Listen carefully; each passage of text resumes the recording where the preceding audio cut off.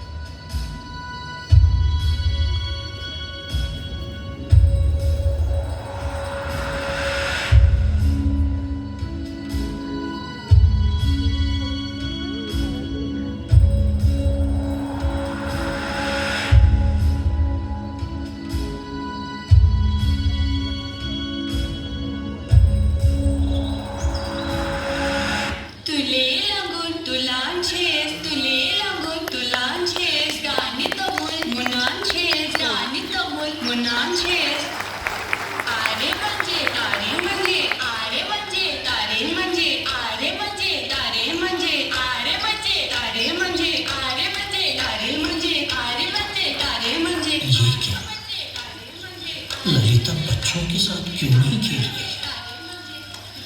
ऐसे अलग बेटी है, सभी बच्चे तो खेल रहे हैं। हे भगवान, मेरी बच्ची की रक्षा करना। कहीं इस पर भूत प्रेत का साया तो नहीं? हे मेरी शंभू, हे माँ भवानी, अपनी कृपा मेरी बेटी पे बनाए रखा।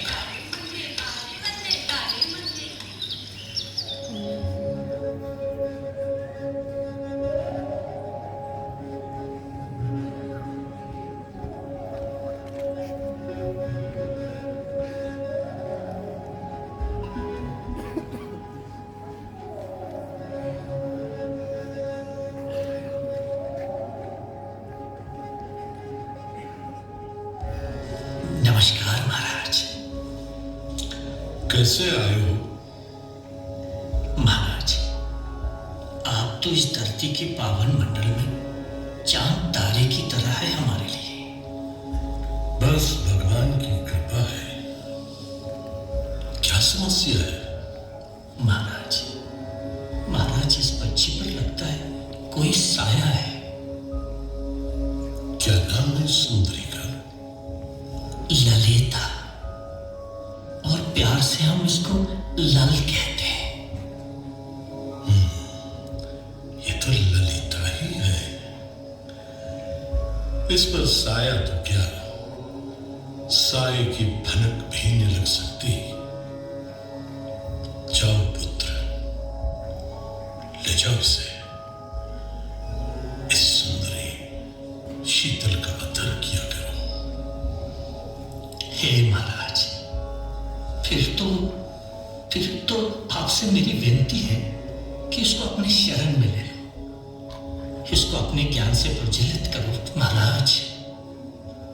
बेटा ललिता, बेटी यहां आया करना।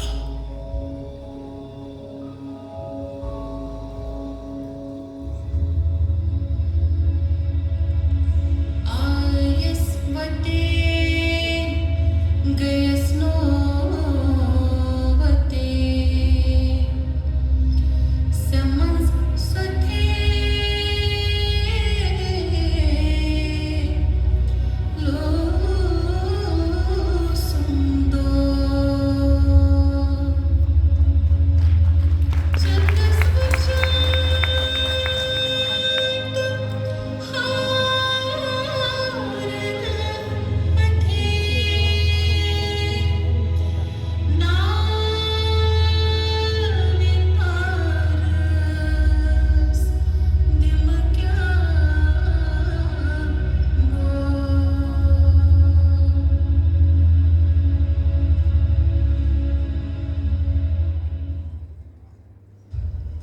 एक सिमटता हुआ दरिया है, अपने साथ ले जाता है, उसकी सादगी में ही रह रही है। जिस राह से एक आम इंसान का आना जाना होता है, उसे कुछ किराया अदा करना पड़ता है। एक सीधी सी बात है, मगर यहां बात कुछ और हो रही है। वो किसी यात्रा की बात करती है, न सिर्फ जिस्मानी बल्कि रूहानी भी। वो खुद को किनारे पर जाहिर करती है, परिवर्तन की चौखट पर आर्जी तौर पर होने का इजहार करती है। राह आम, दुनियावी रास्ता जिस पर हम अपनी रोजमर्रा की जिंदगी में चलते हैं। तो जब वो कहती है कि वो इस पर वापस नहीं लौटेगी, ललदत एक साधारण जीवन शैली से ऊपर चेतना की ओर बढ़ रही है। ये समय का गुजरना है, मालूम से नामालूम और जाहिर से पोशीदा की ओर।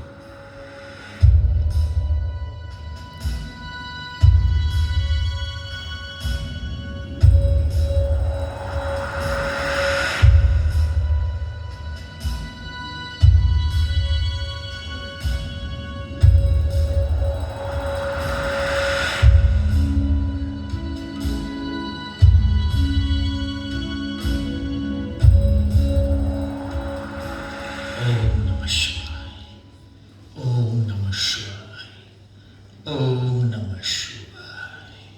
पिताजी, मैंने पंडित जी को कुछ कहते सुना। क्या कहते सुना बेटा?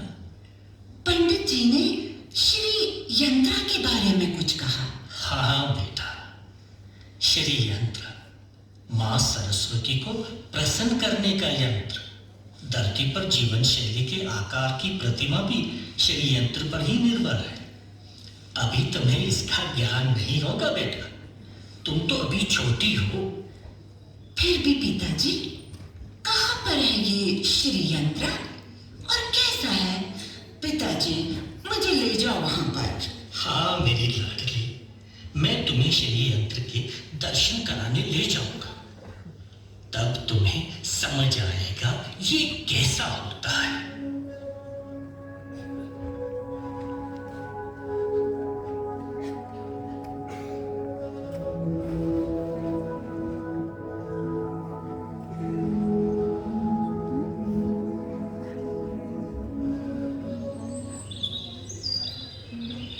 하던 무료?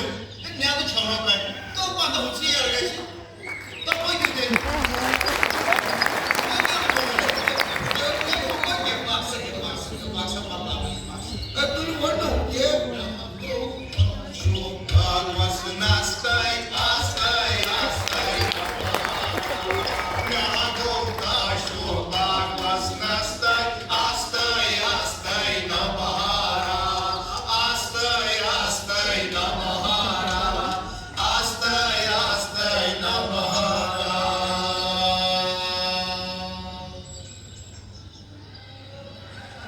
बेटा, यही है श्री यंत्र, जिसकी पूजा करने से माँ सरस्वती प्रसन्न होती है और ज्ञान के द्वार खुल जाते हैं। यही श्री यंत्र है जिसके स्वरूप से ही माँ सरस्वती वापस आई है। पिताजी, ये तो अद्भुत प्रतिमा है। मेरा मेरा मन व्याकुल हो रहा है इस प्रतिमा की परिक्रमा करने के लिए। पिताजी, कृपा करके मुझे थोड़ी देर यहाँ पर रुकने की अनुमति दें।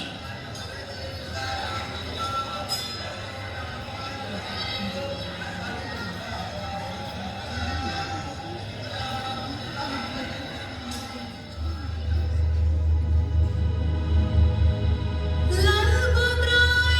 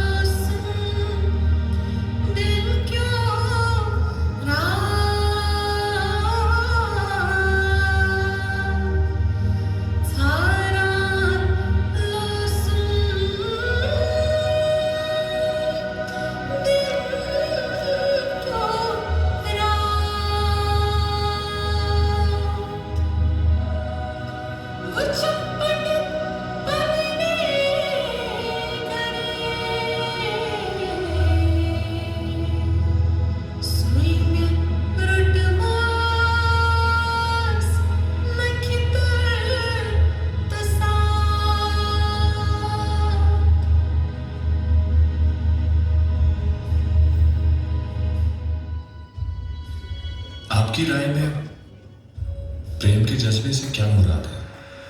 शायद उसकी तलाश का शदीद जज्बा। यहाँ ये रूहानी ज्ञान और कुदरत के साथ इत्तेहाद की गहराई सुलगती ख्वाहिशों का प्रतीक है। ये प्रेम उसे दिन रात खोज में ले जाती है। वो एक खोज पर है, मुमकिन तौर पर।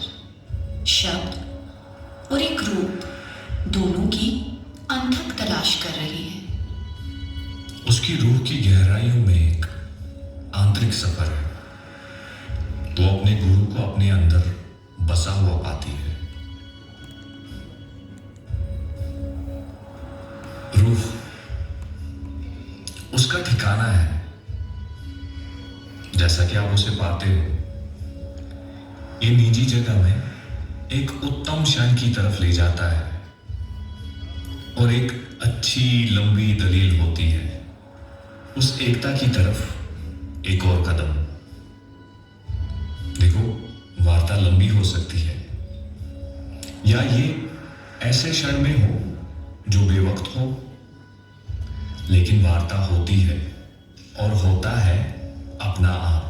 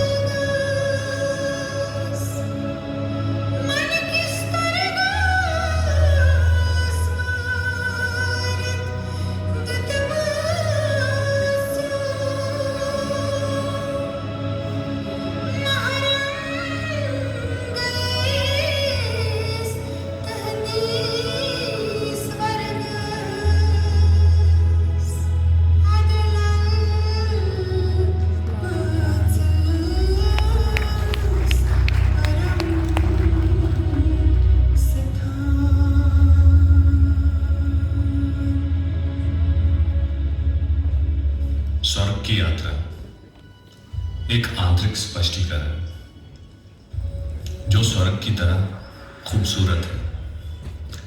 एक अंदरूनी हवाई घोड़ा जिस पर सवार होकर उड़ान भरती है, सत्य और रोशन ख्याली के लिए अपने मन की पुरजोश खोज में रूहानी घोड़े पर सवार है।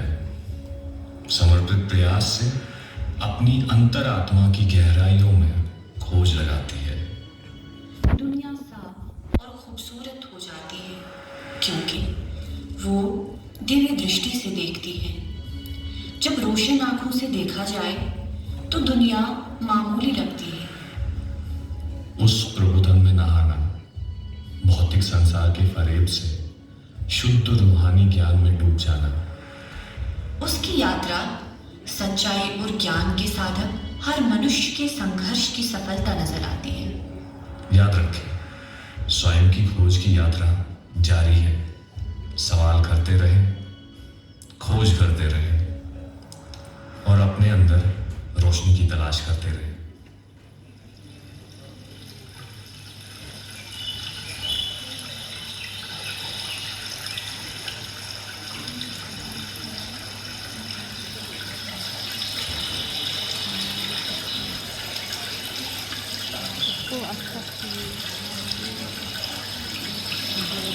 न जाने ये नन अपने आप को क्या समझती है।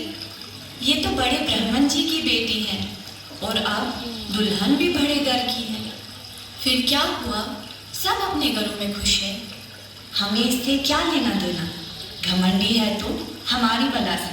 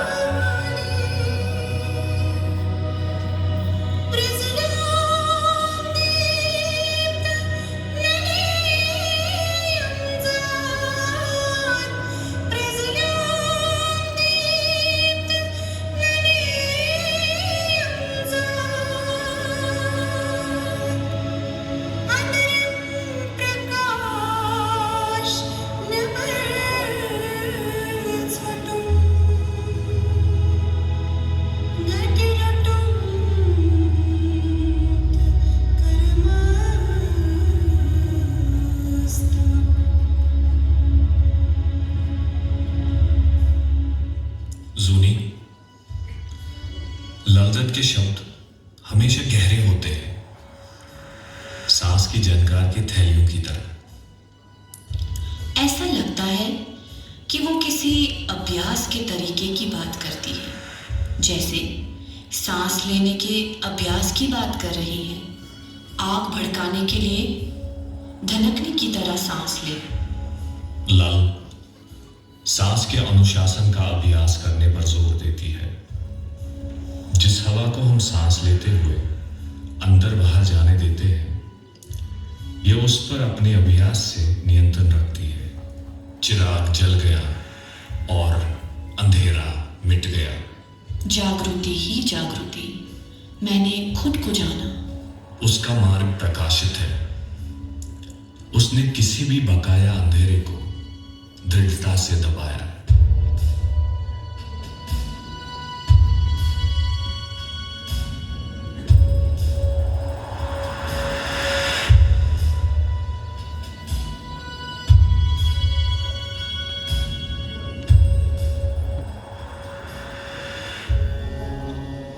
प्रणाम गुरुजी।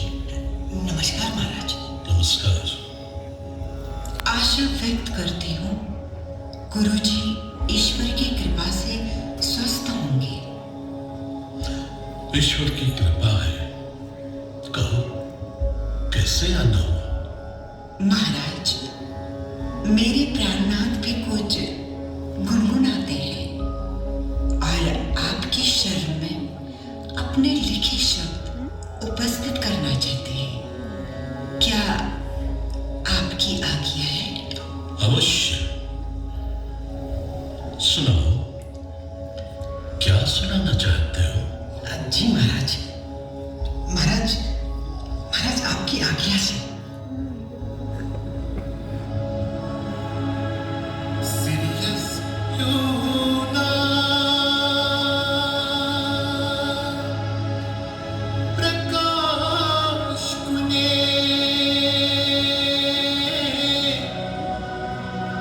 Gange Yuna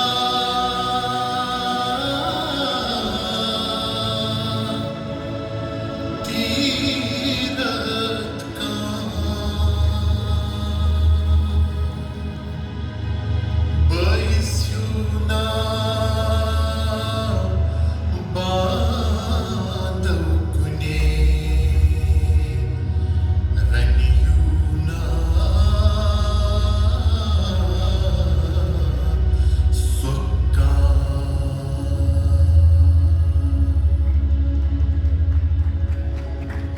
सूर्य जैसा प्रकाश कहीं नहीं, गंगा जैसा कोई तीरथ नहीं, भाई जैसा साथी कहीं नहीं, बीवी जैसा कोई सुख नहीं। गुरुजी, गुरुजी, गुरुजी, आशा है आप मेरे इन शब्दों से सहमत होंगे। आपसे विनती है महाराज, महाराज कि अगर कहीं कोई भूल चूक हो तो कृपया महाराज इसमें सुधार करें। बहुत अच्छे, अति सुंदर। मगर मेरे विचार इस बारे में कुछ इस तरह से है। जी महाराज।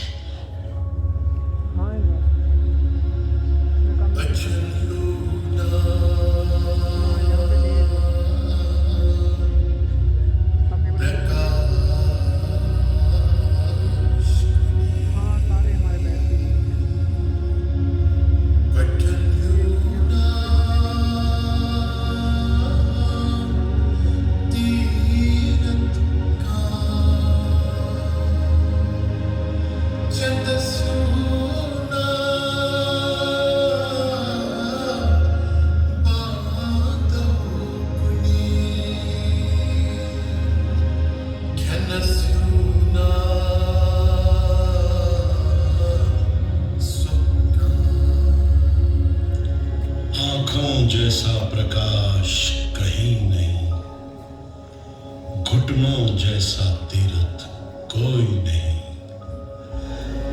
धन जैसा सुख कहीं नहीं, अन्न जैसा सुख कोई नहीं। गुरुजी, गुरुजी क्षमा चाहता हूं, मैं इन दोनों में अंतर समझ न सका। बेटा, अंतर साफ है। आपने सूर्य कहा, वो सुबह होते ही उदय होता है, संसार को अपने प्रकाश से प्रकाशित करता है, दिन ढलते डूब जाता है, मगर नेत्र दिन रात आपके साथ है। जैसे प्रकाश और अंधकार को महसूस किया जाता है। पुत्र, तीर्थ यात्रा पर जाने के लिए घुटनों का होना आवश्यक है।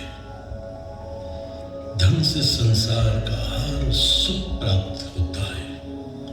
बल और जीवन के लिए अन्न ग्रहण करना हर प्राणी के लिए आवश्यक है। पुत्री, किस सोच में पड़ गई? क्या है तुम्हारे मन में? कहो। गुरुजी, आपकी आज्ञा है? अवश्य पुत्री, कहो, क्या कहना चाहती हो? गुरुजी, मैं आपके विचारों से सहमत हूं, मगर मेरे विचार में ये कुछ इस तरह से होने चाहिए।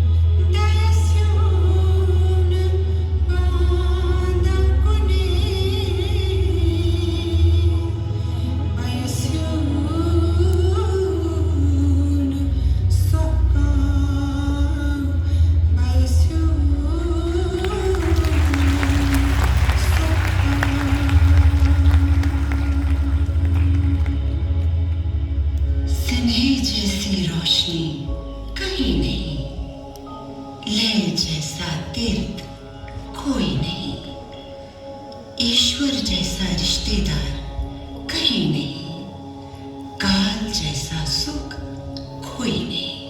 वाह वाह, अति सुंदर, अति रमणी। आप तो मेरी पराकाष्ठा से भी ऊपर हो। पुत्र, यदि तुम्हें अपने लिए कुछ ज्ञान की आवश्यकता हो तो अब तुम लल से पूछ सकते हो।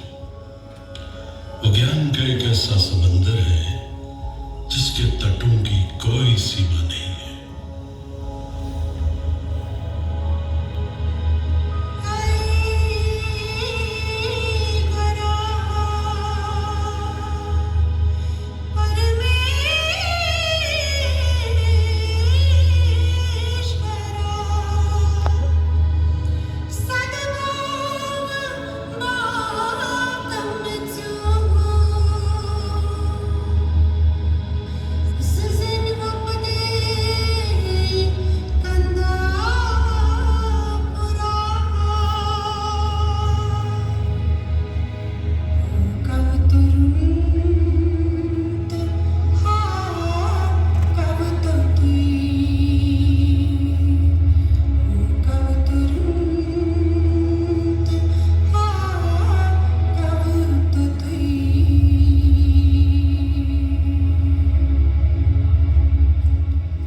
मैं इसे महसूस करती हूँ, लेकिन मैं समझ नहीं पा रही लल क्यों बात करती है। ये तो केवल एक समीक्षा है। अपने शरीर को ऊर्जा का बर्तन समझें। जब आप आमतौर पर सांस बाहर निकालते हैं तो हवा अंदर गहराई से आती है, जो आपके अस्तित्व, आपकी प्राण शक्ति की गर्मी को ले जाती है। ये गर्मी आपके जीवन की ऊर्जा, आपके प्राण से पैदा होने वाली हरारत है। तो क्या वो इस गर्मी को जीवन के बल से व्याख्या करती हैं? बिल्कुल। जब आप अपने होंठों से फूंकते हो तो ये एक विभिन्न प्रक्रिया है। हवा अंदर की गहराइयों से नहीं, बल्कि आपके मुंह से आ रही है। ये इतनी गर्मी नहीं ले जाती है क्योंकि ये आपके जिस्म की गहराइयों से नहीं गुजरती है।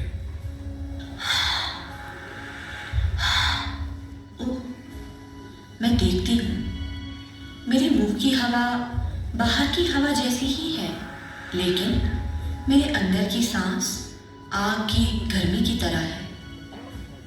आपके अंदर की आग आपका आंतरिक प्रकाश, आपकी रूह है। हमें उसे हमेशा रोशन रखना है।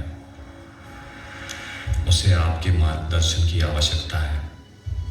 ठंडी हवा वो सांस है जिसने आपकी रूह की गहराइयों को छुआ भी नहीं। ये इतनी खूबसूरत और उज्जवल व्याख्या है, इतनी सरल फिर भी इतनी गहरी। शक्ति सादगी में है और हम गहरी सच्चाइयों को बयान कर सकते हैं। अब हम जो जो ढूंढते हैं वो अक्सर हमारे अंदर होता है। हमारी अंदरूनी रोशनी और समझ के जरिए खोजने का इंतजार करता है। ये अद्भुत है